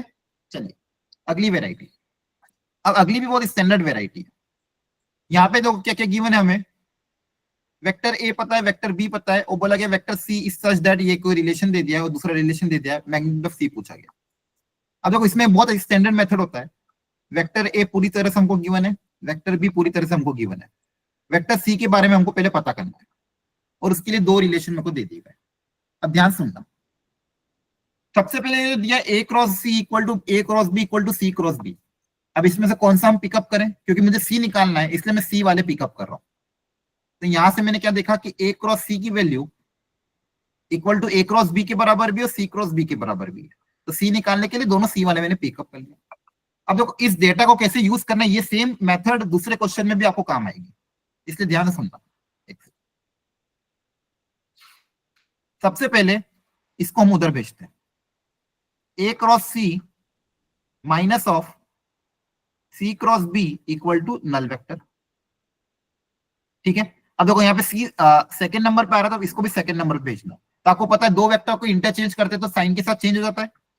तो ए क्रॉस सी ऐसा कैसा लिखा, minus of C cross b को आप plus of B cross c लिख सकते हो, है ना, क्लियर है। आप पट्टी होती है A cross B equal to minus B cross A. अब यहां से आप सी वेक्टर कॉमन निकाल सकते हो। तो मान लो C vector second time second में से सी वेक्टर कॉमन निकाला, तो आगे क्या बच जाएगा, A vector plus B vector cross C vector equal to 0। क्या यहां तक समझ में आया, जल्दी बताओ। Yes sir. Yes sir. तो यहां से मेरे पास क्या रिलेशन आया, ए प्लस बी का क्रॉस सी वेक्टर के साथ जीरो वेक्टर आ रहा है। अब बताओ ये डेटा मेरे को कैसे यूज करूं मैं? दो वेक्टर का क्रॉस प्रोडक्ट जीरो है, इसका मतलब यहां से आप क्या सोचते थे? दो वेक्टर का क्रॉस प्रोडक्ट जीरो कब होता था? सर वेक्टर्स पैरेलल होंगे। वेरी गुड, बहुत बढ़िया। ये बात सब लोग दिमाग में छाप लेना, बहुत बार मैंने सीखा ही है कि अगर दो वेक्टर का क्रॉस प्रोडक्ट जीरो है, देखो डॉट प्रोडक्ट जीरो मतलब दोनों vector perpendicular, cross product zero मतलब दोनों वेक्टर पैरेलल, मतलब ये जो a प्लस बी वेक्टर है is parallel to c vector. और आपको एक चीज और पता है, अगर दो वेक्टर पैरेलल है तो एक वेक्टर को दूसरे के लैम्डा टाइम्स लिख सकता हूं, तो मैं सी वेक्टर को लिख सकता हूं लैम्डा टाइम्स ए वेक्टर प्लस बी वेक्टर। तो ये सबसे इंपॉर्टेंट स्टेप थी इस क्वेश्चन की, और ये स्टेप आगे भी क्वेश्चंस में काम आएगी कि अगर कैसे भी करके मैं क्रॉस प्रोडक्ट जीरो से इक्वेट कर दिया तो लैम्डा के टर्म्स में वेक्टर को लिख दूंगा। इसमें क्या होगा, अननोन एक ही रहेगा। अदरवाइज आप सी वेक्टर, देखो बहुत सी बार बच्चे क्या करते हैं इस क्वेश्चन में, सी वेक्टर एज्यूम कर लेते हैं ए आई के एक्स आई के वाई जे के जेड के, तो वहां पे आपके पास तीन अननोन आ जाएंगे, क्वेश्चन को सॉल्व करने में बहुत टाइम लग जाएगा। और अगर इस तरह से करोगे तो एक ही अननोन है लैम्डा, बस मुझे लैम्डा निकालना है। और लैम्डा निकालने के लिए आपको एक कंडीशन ऑलरेडी क्वेश्चन में गिवन है, दूसरी कंडीशन अप्लाई कर देना कि A plus C dot B plus C equal to 168। यहाँ पे अगर आप पुटअप करोगे वैल्यू सारी तो लैम्डा आ जाएगा, लैम्डा आ जाएगा तो वेक्टर सी आ जाएगा, वेक्टर सी पता है उसका मैग्नीट्यूड निकल जाएगा। क्या आप कर लोगे सॉल्व? बोलो। Yes sir. है ना, प्रैक्टिस करना। मेन स्टेप ये थी जो मुझे सिखानी थी, इसके बाद आपको पूरा सॉल्व करना है, कुछ भी नहीं बचा। वैल्यू पुटअप करना सी की, उससे लैम्डा आ जाएगा, लैम्डा की वैल्यू वापस ऊपर रखोगे तो वेक्टर सी आ जाएगा। ठीक है, ए वेक्टर और बी वेक्टर की वैल्यू यहाँ पे पुटअप कर देना। ओके, एक वेराइटी ये थी। नेक्स्ट वेराइटी वापस देखो, देखो सेम चीज है, अगेन ए पता है बी पता है, ये 2024 में आया था, पिछला 2025 में आया था। सी वेक्टर निकालना, रिलेशन देखो वापस क्या दिया है, A plus B cross C equal to C cross minus 2a plus 3b। अब आपको क्लिक करेंगे क्या, जल्दी बता दो। अब आप लोग सी निकालने के लिए क्या करेंगे, बोलो। सर उसको दूसरी साइड ले जाके सी कॉमन ले लेंगे, फिर लैम्डा टाइम्स करके करेंगे। बहुत बढ़िया, सबसे पहले उसको इस तरफ ले जाओ। अब सी इधर सेकंड नंबर पे, तो इसको भी सेकंड नंबर पे लाना, तो दोनों को इंटरचेंज कर दो साइन के साथ। यहाँ पे ऑलरेडी सी सेकंड नंबर पे था, ए प्लस बी क्रॉस सी है सेकंड नंबर पे, तो यहाँ पे इसको उधर भेजना है तो माइनस, ये माइनस वाला प्लस बन जाएगा और ये आगे आ जाएगा, ये पीछे चल जाएगा, minus 2a plus 3b cross सी। ये कौन सी प्रॉपर्टी अप्लाई कर रहे हैं मैं ऊपर लिख देता हूँ एक बार आप लोगों के लिए। कोई भी वेक्टर में क्रॉस प्रोडक्ट में आपने सीखा होगा, ए क्रॉस बी को मैं क्या लिख सकता हूँ, minus of B cross A, इस प्रॉपर्टी का अप्लाई कर। अब इस पूरे में से सी कॉमन आ जाएगा सेकेंड पोजिशन से, आगे क्या बचेगा ए प्लस बी, और यहाँ पे क्या बचेगा minus 2a plus 3b cross सी। इधर क्या बचा, 0। वापिस से वही चीज बन गई है ना, minus A vector plus 4b vector cross C vector equal to 0। अब दो वेक्टर का क्रॉस प्रोडक्ट 0 है, मतलब दोनों वेक्टर एक दूसरे के पैरेलल होंगे, और दो वेक्टर का पैरेलल है तो एक को लैम्डा के टर्म्स में लिख सकते हो। C vector can be written as lambda times minus A plus 4b। तो वापिस आपके पास ए वेक्टर है बी वेक्टर है, तो लैम्डा के टर्म्स में सी आ गया। अब एक और कंडीशन क्या गिवन है, 2a प्लस 3b का डॉट सी के साथ 0 गिवन है, यहाँ वैल्यू पुटअप करोगे लैम्डा आ जाएगा। वापिस वही चीज। क्या ये दोनों क्वेश्चन सेम थे कि नहीं थे? हाँ है ना, यस सर। बोलो। और Yes, ये sir. वेराइटी जहां तक मुझे ध्यान है, मेरे को जहां तक अनुमान लग रहा है, इस वेराइटी पे क्वेश्चन आपको आएगा। बस ये तरीका ध्यान रखना, एक तरफ ले जाओ, कॉमन लो, लैम्डा से इक्वेट करो, डॉट प्रोडक्ट करके लैम्डा निकालो, फिर जो भी पूछा वो निकालना है। तो इन दोनों को प्लीज आप प्रैक्टिस कर लेना वापस से, आज सॉल्यूशन अवेलेबल है। ठीक है, नेक्स्ट वेराइटी। देखो ये थोड़ा अलग क्वेश्चन आया था इस बार, बहुत फंडामेंटल था, लेकिन इसमें भी बहुत सारे बच्चों ने गलती कर दी थी। बहुत बेसिक्स पे क्वेश्चन पूछा गया था। अब देखो इसमें है क्या, जनरली जैसे मान लो फंडामेंटल क्या है इसके अंदर, कॉन्सेप्ट ये था कि मान लो ये एक्स एक्सिस है, वाई एक्सिस है आपका, यहाँ पे कोई पॉइंट है मान लो P, जिसका कोऑर्डिनेट है मान लो a, b। ए मतलब, और आपको ये मान लो OP वेक्टर लिखना है। OP वेक्टर आप कैसे लिखते हो, A I cap plus B J cap, है ना, सही है। तो जहां पे ए क्या होता है बच्चों, ए इज द ये वाला कंपोनेंट अलोंग द वेक्टर, और बी जो होता है वो कौन सा होता है, परपेंडिकुलर कंपोनेंट। ए होता है अलोंग द वेक्टर वाला कंपोनेंट, बी होता है आपका परपेंडिकुलर वेक्टर वाला कंपोनेंट। तो ये अगर ये दोनों कंपोनेंट पता है तो आप वेक्टर कैसे लिख सकते हो, ए आई के बी जे के। मतलब बेसिकली क्या किया है, दोनों वेक्टर को ऐड कर दिया गया, अलोंग द वेक्टर, अलोंग और परपेंडिकुलर, दोनों वेक्टर को आपस में ऐड करके मेरे को गिवन वेक्टर मिल गया। अब वैसे ही मेरे को क्या बोला गया, एक वेक्टर है ए, उसके दो कंपोनेंट है, अलोंग वेक्टर बी जो कंपोनेंट है वो कौन सा है, 3i cap plus J cap minus K cap. और दूसरा component perpendicular to vector B, वो वाला कंपोनेंट कौन सा है, 16/11 3i cap plus J cap, sorry मैंने गलत लिख दिया, वेक्टर बी आपको दिया था ये तो। हाँ आपका देखो क्या बोला गया, पूरा क्वेश्चन ध्यान से पढ़ो respectively. Vector A along and perpendicular to vector B respectively are. तो ये वाला अलोंग वाला ये अलोंग द वेक्टर बी है, और ये दूसरा वाला क्या है, परपेंडिकुलर टू वेक्टर बी। ये दो कंपोनेंट आपको गिवन है। तो along the vector B and perpendicular to vector B दोनों कंपोनेंट आपको गिवन है। एक सेकेंड, ठीक है। अलोंग द वेक्टर बी क्या है, 6/11 3i cap plus J cap minus K cap, और 1/11 minus 4i cap minus 5j cap plus के कैप माइनस 17 के कैप। ठीक है, तो वेक्टर ए निकालने का सिंपल तरीका क्या है, इन दोनों को आप ऐड कर दो आपस में, 6/11 3i cap plus J cap minus K cap along the vector और परपेंडिकुलर वेक्टर के आपस में ऐड कर दोगे तो आपके पास वेक्टर ए आ जाएगा। और वेक्टर ए आपको किस टर्म्स में गिवन है, अल्फा बीटा गामा के टर्म्स में। आपको बस कुछ नहीं करना है, कंपैरिजन करना है, इसको सॉल्व करना, कंपेयर करना, आई कैप जे कैप और के कैप को कंपेयर करोगे तो अल्फा बीटा और गामा तीनों आपके पास आ जाएंगे, है ना। Yes sir. क्लियर है, बोलो फंडा। सर इसमें अलोंग वाले और परपेंडिकुलर वेक्टर को बस प्लस कर हाँ दिया हाँ ना। प्लस कर दिया है, प्लस करके वेक्टर ए आ गया। वेक्टर ए से फिर आई कैप जे कैप और दोनों को ऐड करने पे आई कैप अलग करना, जे कैप अलग करना, के कैप अलग करना, और दोनों को कंपेयर करना, उससे अल्फा बीटा गामा आ जाएगा। ठीक है, बस ऐड किया और कुछ भी नहीं। अब ध्यान रखना, इस तरह की वेराइटी अगर रिपीट हो जाती है तो कर लेना सॉल्व। क्लियर है सबको, ठीक है। Yes sir. Yes sir. Next variety, vector A vector B vector C दिया हुआ है। अगेन ये भी बहुत आसान क्वेश्चन था। R is a unit vector along B plus C, R dot A equal to this, तो लैम्डा पूछा। अगेन दो इक्वेशन दो वेरिएबल, इस तरह से कुछ क्वेश्चन सॉल्विंग कराई गई है। ए पता है, बी पता है, सी पता है, तीन वेक्टर है। R is a unit vector along B plus C, तो आर जो है एक यूनिट वेक्टर है अलोंग बी प्लस सी। तो सबसे पहले आर कैसे निकालेंगे, पहले बी प्लस सी निकालना पड़ेगा, है ना। बोलो कैसे निकाले आर वेक्टर। सर बताओ। अलोंग बोला है तो वो नहीं ले सकते, अलोंग वाला प्रोजेक्शन वाला फॉर्म। हाँ ले सकते हैं, लैम्डा के टर्म्स में लिखना पड़ेगा फिर आपको। तो R can be written as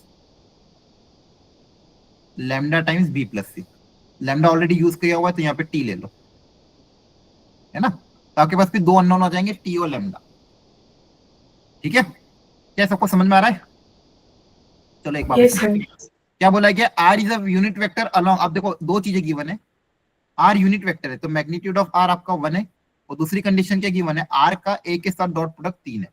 तो आपके पास दो वेरिएबल, दो इक्वेशन है, तो कहीं ना कहीं दो वेरिएबल होंगे। तो दो वेरिएबल कौन कौन से हैं, R is a vector along A plus B, sorry B plus C. तो आर वेक्टर को क्या लिखोगे, बी प्लस सी के अलोंग ये कोई वेक्टर है तो mu times B plus C. R vector can be written as mu times B plus C. अब आपको क्या करना है, ये दोनों कंडीशन अप्लाई करना है, और दो अननोन कौन कौन से निकालना है, लैम्डा और म्यू। ठीक है, लैम्डा पता चल जाएगा, म्यू पता चल जाएगा, फिर जो भी पूछा आंसर आ जाएगा। क्या कर लोगे सॉल्व, बोलो। आसान क्वेश्चन है, देखो वापस देख लो। आर को अज्यूम करो कि म्यू टाइम्स बी प्लस सी, बी प्लस सी ऐड कर देना, तो बी प्लस सी क्या आ जाएगा आपके पास, 5i cap plus 2j cap plus lambda minus 5k cap. ये आपके पास आर वेक्टर है। अब सबसे पहले कंडीशन क्या अप्लाई करनी है, मैग्नीट्यूड ऑफ आर 1 के बराबर है। तो सबसे पहली कंडीशन क्या हो जाएगी, mod magnitude of R equal to 1। तो इसका मैग्नीट्यूड कैसे निकलेगा, तो magnitude of R square under root of A square plus B square C square, वो भी 1 होगा। तो ये अंदर भेज देना, तो क्या आएगा 25 mu square plus 4 mu square plus mu into lambda minus 5 whole square equal to 1। एक इक्वेशन ये आएगी। सेकेंड इक्वेशन क्या है, R dot A equal to 3।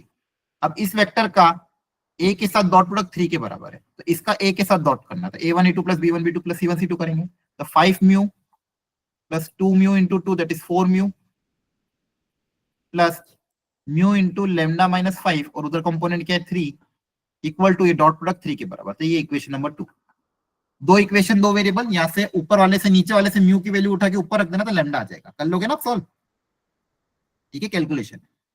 Yes, sir. Okay, next again देखो ये भी एक स्टैंडर्ड वेराइटी, इसको भी ध्यान से देखो, अगर ये आ जाती है तो सॉल्व करना। पहले क्वेश्चन पढ़ लो।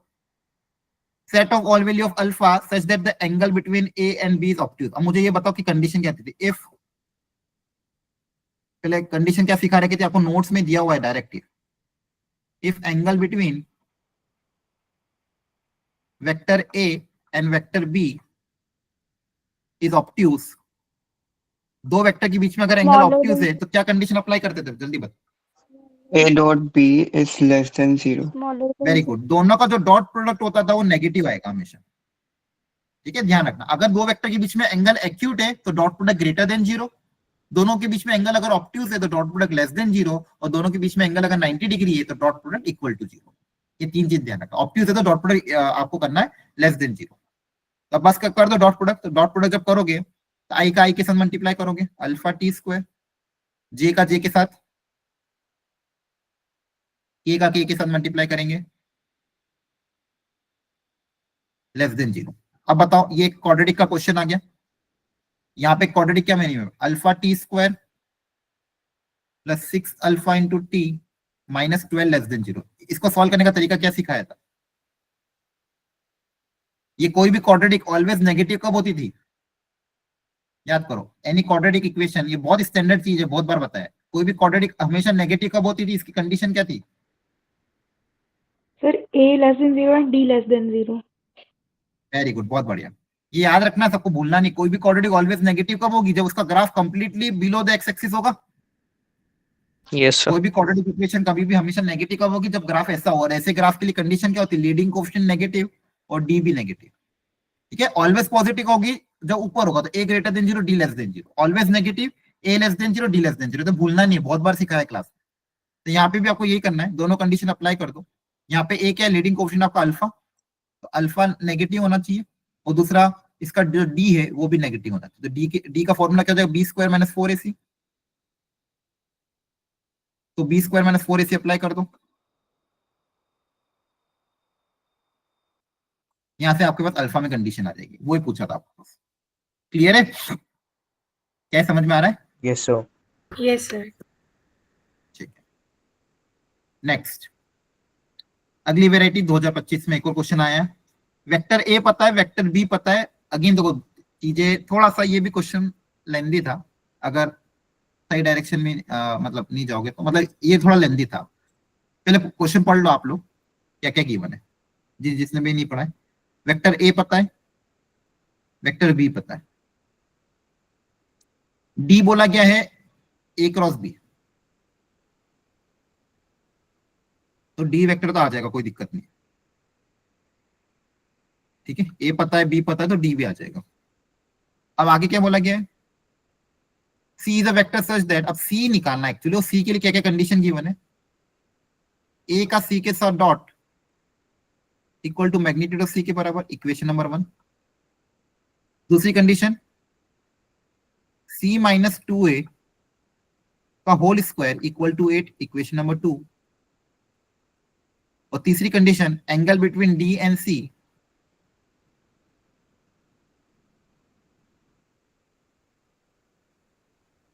इज π/4। फिर आपको एक रिलेशन पूछा, वो तो आसान आ जाएगा। अल्टीमेटली मुझे सी पता करना है, टारगेट क्या है कि अगर वेक्टर सी आ जाए तो काम मिल जाए। और आपको जो रिलेशन दिया है वो भी अगर आप देखोगे 10 - 3 b डॉट सी आपको निकालना पड़ेगा, और डी क्रॉस सी का मैग्नीट्यूड आपको निकालना पड़ेगा। अब बताओ कैसे निकालेंगे सी, बताओ। सर ये सारी कंडीशन मतलब लगा लगा के देखेंगे, कोफिशिएंट्स को निकालेंगे इक्वेशन बनाकर। हाँ, ये एक डायरेक्ट मेथड लगता है कि भाई 3 इक्वेशन गिवन है सर, और 3 वेरिएबल है, तो आप अज्यूम कर लो सी को। तो सी को आप अज्यूम कर लेते हैं एक्स आई कैप, वाई जे कैप और जेड के कैप। और एक एक करके तीनों में पुटअप करके आपको एक्स वाई जेड निकालना पड़ेगा, लेकिन बहुत लेंदी जाएगा, मतलब शायद मेरे हिसाब से लेंदी जाएगा। एक बार आप करके देखना, ठीक है, थोड़ा सा ये क्वेश्चन लेंदी जाएगा, लेकिन हाँ आप ये पुटअप कर करके देख सकते हो। एनीवन एल्स, किसी ने और कोई मेथड अप्लाई किया है? मोड ऑफ सी निकाल लेंगे सर, जो नीचे जो ब्लू कलर में इक्वेशन लिखी है उनको यूज करके। बहुत बढ़िया। हाँ, इस इक्वेशन से आप मैग्नीट्यूड ऑफ सी भी निकाल सकते हो, जैसे कैसे सिखाता हूँ, देखो सुन लीजिए। एक बहुत स्टैंडर्ड फॉर्मूला है मैग्नीट्यूड का, ये भी ध्यान रखना सब लोग, ये बहुत बार काम आ जाता है। एक सेकंड में ब्लैंक पेज ऐड कर रहा हूँ। देखो, आपको मैंने बहुत बार सिखाया कि किसी भी वेक्टर के मैग्नीट्यूड का स्क्वायर क्या होता था, याद आ रहा है? ए डॉट ए आया ना? एक वेक्टर का उसके साथ खुद के साथ डॉट प्रोडक्ट क्या होता है? मैग्नीट्यूड ऑफ ए का स्क्वायर। अब इसको आप कैसे भी रिलेट कर सकते हैं, अगर आपको मान लो ऐसा दीजिए ए प्लस बी वेक्टर का होल स्क्वायर, मैग्नीट्यूड का स्क्वायर, तो आप कैसे लिख सकते हैं? उस वेक्टर का उसी के साथ dot product A plus B dot A plus B. हमने बहुत बार इस रिजल्ट को यूज किया गया है, ठीक है। ए डॉट ए क्या होता है? मैग्नीट्यूड ऑफ ए का स्क्वायर, या फिर मैग्नीट्यूड ऑफ ए का स्क्वायर क्या होता है? ए डॉट ए, मतलब जो वेक्टर है उसका खुद के साथ dot product is the magnitude of square.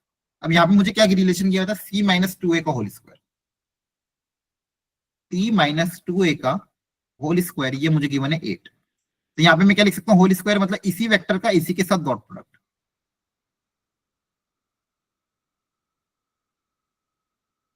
ठीक है। यहां से देखो क्या आएगा, डॉट प्रोडक्ट लोगे तो सी डॉट सी, सबसे पहले आएगा C dot C, C dot C मतलब मैग्नीट्यूड ऑफ सी का स्क्वायर, फिर minus of twice of A dot C, फिर यहां से भी क्या आएगा? Minus of twice of A dot C, minus minus plus 4 magnitude of A का स्क्वायर इक्वल टू 8, ठीक है। अपने वक्त और क्या रिलेशन गिवन था? ए डॉट सी गिवन है, ए डॉट सी की वैल्यू कितनी गिवन है? मैग्नीट्यूड ऑफ सी के बराबर। तो मैग्नीट्यूड ऑफ सी का स्क्वायर माइनस माइनस माइनस ये हो जाएगा minus 4 magnitude of C plus 4 magnitude of A, magnitude of A हमको ऑलरेडी पता है, यहां से निकल जाएगा √3, √3 का स्क्वायर कितना आ जाएगा? 3 इक्वल टू 8। यहां से कितना आ जाएगा? -3 magnitude of vector C equal to 8 minus 12, तो यहां से आ जाएगा magnitude of vector C equal to 4/3। समझ एक इक्वेशन देखो, याद समझ में आया सबको? बोलो, इस रिलेशन से शुरू के दो रिलेशन है, मैग्नीट्यूड ऑफ वेक्टर सी आ गया। Is it clear all of you? बोलो, समझ में आ रहा है? Yes sir. हेलो, ठीक है। ये यहाँ पे Yes, sir. कुछ नहीं किया, ये जो होल स्क्वायर था इसी वेक्टर का इसी के साथ डॉट प्रोडक्ट ले लिया, वैल्यू पुटअप करी, ए डॉट सी क्रिएट हुआ था। ए डॉट सी हमको क्वेश्चन में मैग्नीट्यूड ऑफ सी के बराबर गिवन है, उसकी वैल्यू पुटअप करी तो यहाँ से मैग्नीट्यूड ऑफ सी आ। अब दूसरा रिलेशन और क्या सर, दिया ये था? मैग्नीट- एंगल। हाँ बोलो। सर ये हाँ, लास्ट बोलो। स्लाइड में मैग्नीट्यूड ऑफ सी स्क्वायर है ना, तो ये क्वाड्रेटिक के फॉर्म में सॉल्व होगी ना? कौन सा? नहीं, मैग्नीट्यूड ऑफ सी स्क्वायर ये first वाला। वेक्टर का मैग्नीट्यूड है, वेक्टर का मैग्नीट्यूड है। अच्छा आप, अच्छा मैग्नीट्यूड ऑफ सी स्क्वायर कह रहे हैं? अच्छा हाँ सी Yes, से, sir. ठीक है, वेरी गुड, मैंने यहाँ पे डायरेक्ट ले लिया, सॉरी। हाँ, ये मैग्नीट्यूड ऑफ सी स्क्वायर तो आपको क्वाड्रेटिक सॉल्व, मान लो मैग्नीट्यूड ऑफ सी स्क्वायर को फिलहाल के लिए सी स्क्वायर मान लेते तो 4c सी स्क्वायर माइनस 4c, और यहाँ से कितना आ जाएगा? 12 माइनस 8 प्लस का 4 है ना, इक्वल टू 0, सही है। तो बेसिकली ये क्या है? c माइनस 2 का होल स्क्वायर है, चेक करना एक बार।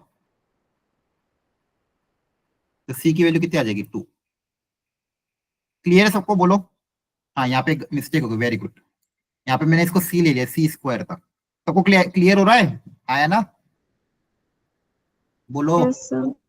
ठीक है, Yes, sir. यहाँ पे क्वाड्रेटिक बनेगी, अच्छा। क्वाड्रेटिक में आप निकालोगे सी, तो मैग्नीट्यूड ऑफ सी आपके पास आ चुका है। अब दूसरा क्या बोला था? डी और सी के बीच में एंगल गिवन है, तो यहाँ पे क्या अप्लाई कर सकते हो? cos π/4 equal to D dot C upon magnitude of D, magnitude of C. अब देखो ये पता है ऑलरेडी, क्योंकि डी वेक्टर पता है, मैग्नीट्यूड ऑफ सी भी मुझे पता है, ये भी मुझे पता है, तो यहाँ से मेरे पास क्या रिलेशन आ जाएगा? डी डॉट सी के वैल्यू। ठीक है, अब आप देखना है उसको कैसे यहाँ पे हम रिलेट कर सकते हैं, ठीक है, जो आपको पूछा गया। यहां तक समझ में आया? Yes, तो sir. एक बच्चे ने बताया रिलेशन को इस तरह से आप यूज कर लेना, ठीक है। एक बार वापस ट्राई करना इस क्वेश्चन को। नेक्स्ट, अगला क्वेश्चन वापस से वैसी एक और वेराइटी आई थी 2024 में। ए पता है, बी पता है, सी निकालना है, और इस बार रिलेशन देखो क्या दिया हुआ है। A plus 2b cross C equal to 3 times C cross A. इसको कैसे रिलेट करें? करो एक बार ट्राई, चलो अभी जो वेराइटी सिखाई है कोशिश करो सी निकालने की, सब लोग ट्राई कर लो जल्दी से। और ए डॉट सी दिया हुआ है, आपको सी निकालना है। ये रिलेशन गिवन है, ए पता है बी पता है, सी निकालना है, करो ट्राई।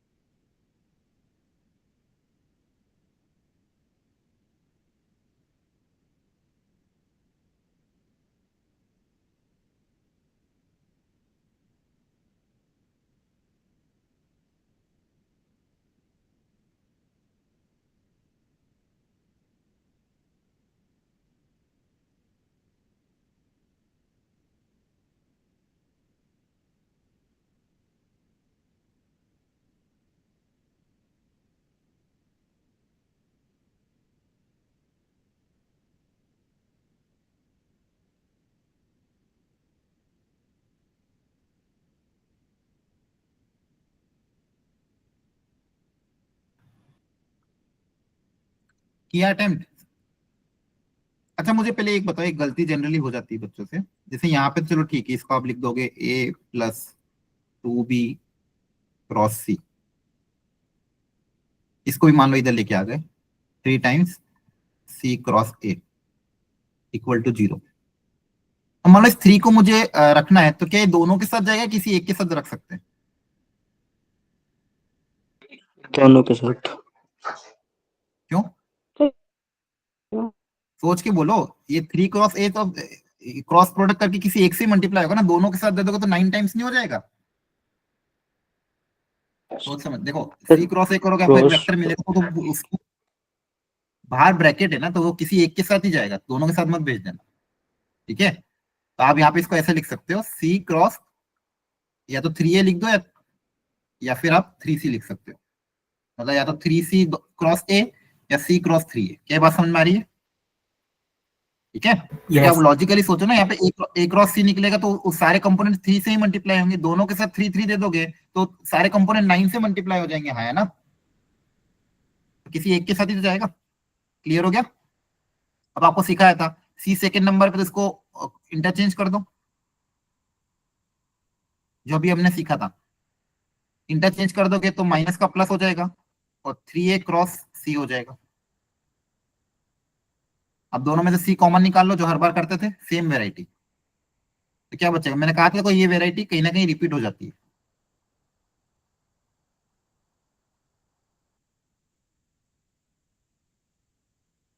तो बेसिकली 4a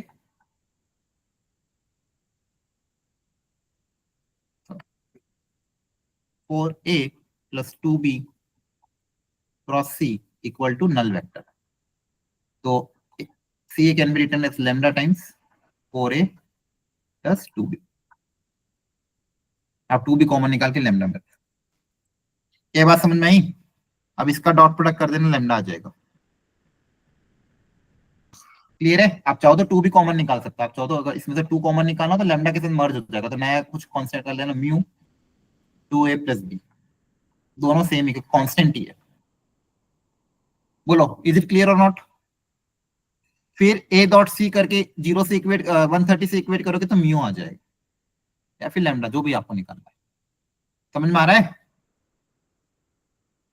कोई स्टेप में डाउट हो तो जल्दी पूछो, एनीवन। हेलो, आपको कोई स्टेप में डाउट है या समझ में आ गया? जल्दी बताओ। सर आ गया। ठीक है। सर म्यू एंड लैम्डा से इंटू क्यों किया? नहीं एक्चुअली देखो यहाँ पे क्या किया है, यहाँ पे तो हम नॉर्मल, अब ऐसे लैम्डा मान के भी कर सकते हो। अब यहाँ से 2 भी कॉमन आ रहा था ना, तो 2 लैम्डा को मैंने नया कांस्टेंट म्यू मान लिया। यहाँ से 2 कॉमन भी ले सकते हो, तो 2 लैम्डा बन जाएगा। 2 लैम्डा को आप एबीसीडी कोई भी कांस्टेंट बोल दो, या फिर आप लैम्डा किसे भी कर सकते हो, कोई दिक्कत नहीं।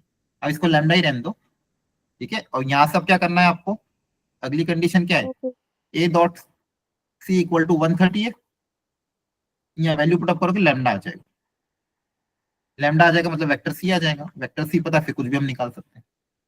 ठीक है, तो ये वही वेराइटी है, बस कैसे भी करके हमको इक्वेशन इस तरह से बनानी है। तो 3 वेराइटी इस क्वेश्चन की हमने कवर करी आज की क्लास में। एक और सेम वेराइटी पे एक और क्वेश्चन है, ये आप खुद से अब ट्राई करना। ठीक है, क्या आपको समझ में आया आज का लेक्चर, बोलो। Yes, sir. Yes Yes, bro sir. ठीक है, तो देखो आपकी जो वर्कशीट्स जो भी बन रही है उसके सॉल्यूशन भी अपलोड करते जा रहे हैं हम साइड बाय साइड। इनकेस अगर कोई क्वेश्चन आपको ऐसा रह जाता है या फिर लगता है कि ये नहीं समझ में आया तो आप सॉल्यूशन से भी एक बार देख के समझना। मेन आइडिया ये है कि आज अभी मैं आपको टाइम से पहले छोड़ रहा हूँ, कारण ये है कि मैंने जो क्वेश्चन आपको वेराइटी समझाई है इनको आपको रीअटेम्प्ट करना आज सोने से पहले। ठीक है, जो भी क्वेश्चन आपसे नहीं हुए, जिनके फाइनल आंसर नहीं आए, जिसको मैंने अभी हिंट प्रोवाइड कर दिया है, काइंडली उनको रीअटेम्प्ट करो और फाइनल आंसर एग्जैक्टली मैच करना चाहिए। मैंने करा दिया, लगभग हर वेराइटी आपको कवर करा दी है। अब आपको घर पे अभी जाके अभी के अभी इनको रीअटेम्प्ट करना है। ठीक है, 10-11 बजे तक अटेम्प्ट करके फिर सो जाना। कल की क्लास में अगला जो लेक्चर हमारा वो है matrices and determinant, again very important easy scoring topic है, जहां से भी स्टैंडर्ड वेराइटी आ जाती है। उसके भी मैं वर्कशीट शॉर्ट नोट आपको मॉर्निंग तक आपको मिल जाएगा, उसको भी अच्छे से अटेम्प्ट करना। तीनों सब्जेक्ट में बाकी में भी जो भी टॉपिक्स चल रहे हैं उनको भी अटेम्प्ट करो, उनकी क्लासेस अटेंड करो। ठीक है, और इस तरह से चीजें आपको करनी है। टेस्ट सबको मिस नहीं करना है, जो टेस्ट आपके चल रहे हैं। ठीक है, और कोशिश करना है कि हर टेस्ट में जो भी गलतियां हो रही है उनसे आप सीखो और उन गलतियों से जो भी उन गलतियों को लिखो कि क्या मिस्टेक हो रही है, उसको कैसे अवॉइड कर सकते हैं। ठीक है, हाँ हर्षिता बोल। सर एक्चुअली आज की वर्कशीट में ना साथ साथ में आंसर लिखे हुए थे, तो सर थोड़ा ना ये हाँ हो रहा मैंने था। वो हाँ मैं समझा कि मैंने स्टार्टिंग में बोला था आज के लेक्चर में कि वो आंसर लिखने का कारण ये था क्योंकि आज जो भी क्वेश्चन थे आपने देखे होंगे सब में कैलकुलेशन है ना। ऐसा कभी नहीं हो सकता कि आप आंसर देख के मेथड प्रिडिक्ट कर लो। ठीक है, वो जितने भी क्वेश्चन थे उन सब में पूरी कैलकुलेशन थी, मतलब डायरेक्ट आंसर देख के कभी भी ये प्रिडिक्ट नहीं कर सकते इसमें मेथड क्या होगी, क्योंकि फाइनल आंसर में मान लो alpha plus beta plus gamma पूछा है, किसी में मैग्नीट्यूड ऑफ सी का स्क्वायर पूछा है, वो जानबूझ के इसलिए मैंने आंसर की दी थी ताकि आप पीछे देख देख के वापस टाइम वेस्ट ना हो। क्वेश्चन करो, पूरी तरह से सॉल्व करो, देखो फाइनल आंसर मैच कर रहा है कि नहीं कर रहा है। ऑप्शन भी इसलिए हटाए ताकि आपकी प्रैक्टिस हो जाए न्यूमेरिकल वालों के लिए। ये 2 कारण थे आंसर की वहां देने के। एक तो ये कारण था आंसर की देने का कि आपका टाइम वेस्ट ना हो। बहुत सी बार क्या होता है आप क्वेश्चन करते हो फिर पीछे पलट के देखते हो तो कहीं ना कहीं 5-10 सेकंड उधर वेस्ट होते हैं। और आंसर की उन्हीं क्वेश्चन की मैं दूंगा जिसके आंसर देखने से कभी भी सॉल्यूशन प्रिडिक्ट नहीं किया जा सकता।